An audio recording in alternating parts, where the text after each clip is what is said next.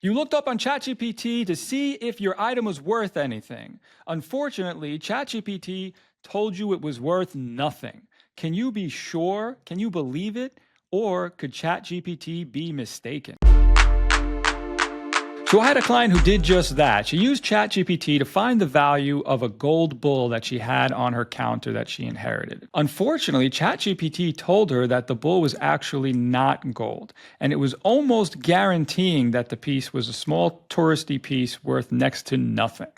Now, when I came to the house, I looked over all items, and that bull looked to me like it could be possibly gold. ChatGPT actually gave 5 reasons why the piece was not gold.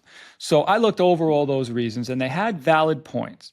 However, when I looked at the piece, I did the checking that I normally do. The first thing that I did was I checked with a magnet, and when I saw that it was not magnetized, I knew that it was a possibility it could be gold. The next thing that I did was I did an acid test, and that's when you scratch a piece of it to see if the gold line stays. Now, if you scratch it and the gold line stays, it's a possibility and a probability that it is gold. However, some of these items are so heavily gold plated that'll be a false positive. So the next and last thing to do, which ChatGPT did actually mention, was to use an XRF machine.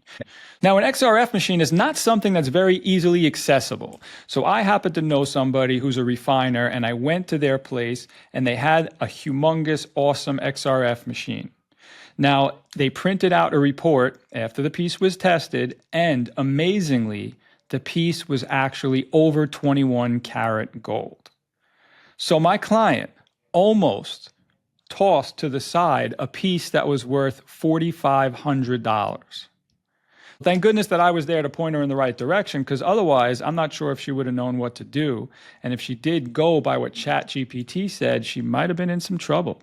I want to be clear. I love ChatGPT and AI, and I use it. It's a great tool. However, when you're talking about something valuable like jewelry or a piece of artwork, it is very good to get a second opinion from a specialist.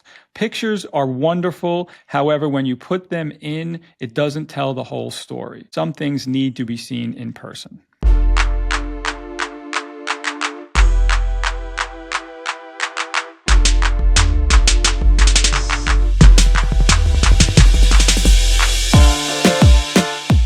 Please subscribe so you don't miss any future videos.